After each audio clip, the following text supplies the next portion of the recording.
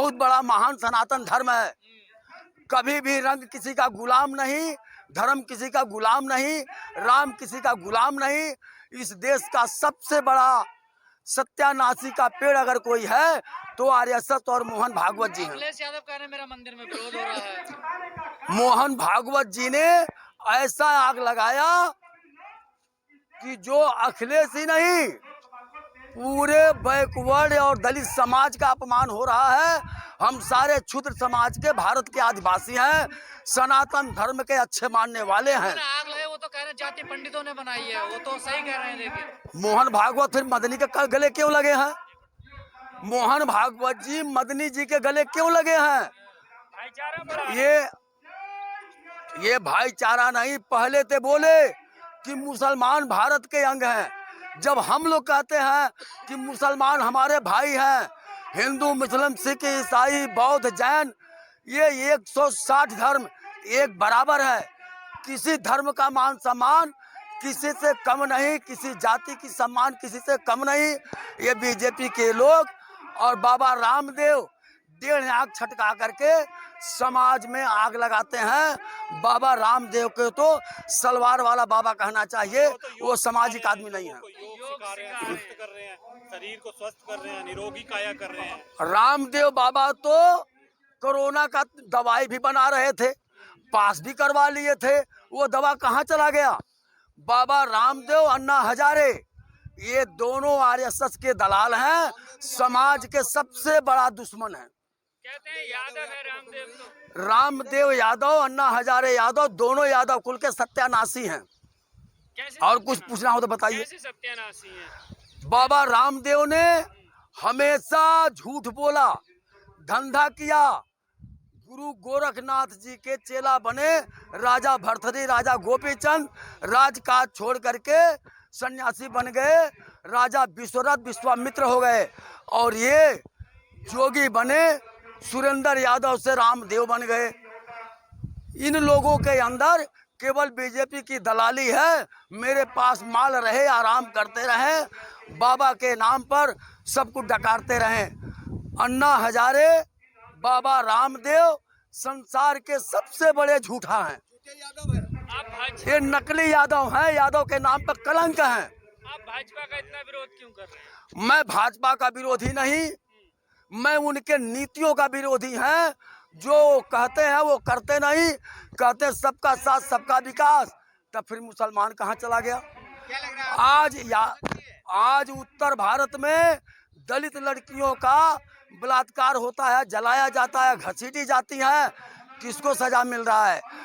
50% नहीं, 75% अपराधी बीजेपी का नेता मिलते हैं। बुलडोजर चलता है, फिर अपराधियों को सजा ही नहीं मिल रही है। केवल विपक्षियों पर बुलडोजर चलता है। कुलदीप सेंगर का क्यों नहीं घर गिराया गया? अमित मित्तल का क्यों नहीं घर गिराया गया? वो हाथरस में जिस लड़की का उन्होंने जलाया उसका घर क्यों नहीं गिराया गया? कपिल मिश्रा का घर क्यों नहीं गिराया गया? आज ये बिल्कुल द्वेष की राजनीति है। केवल विपक्षियों को धमकाओ, विपक्षियों का घर गिराओ।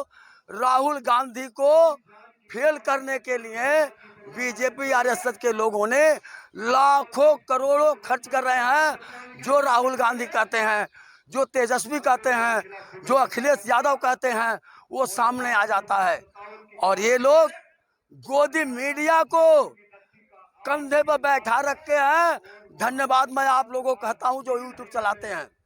आप सभी जनता के हित में हो, आपको धन्यवाद है। मोदी जी कह रहे हैं एक अकेला सब कुछ भारी है, कोई नहीं है टक्कर में। ये बिल्कुल खोखला है।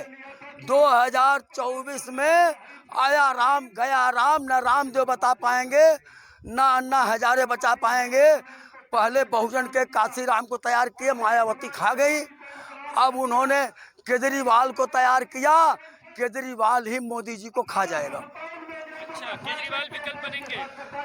केजरीवाल को मोदी जी ने थैली से निकाला, अन्ना हजारे और बाबा रामदेव के मंच पर पढ़ाया।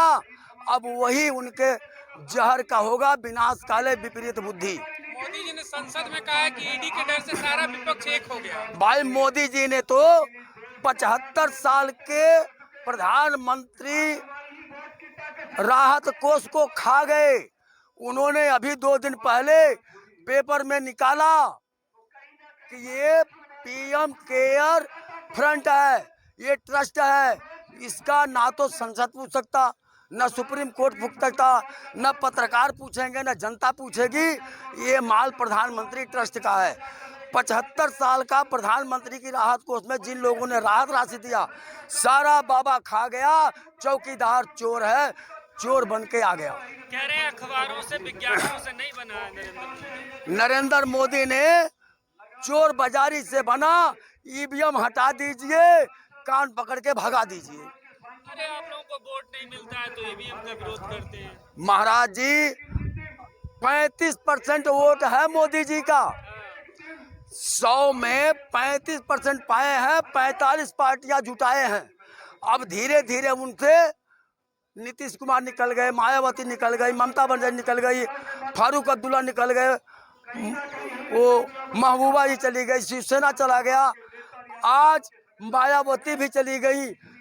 उन्होंने रामविलास पासवान का घर बर्बाद करके 2 फाड़ में कर दिया। अब जनता को समझ में आ गई ये मामला बहुत गंभीर है।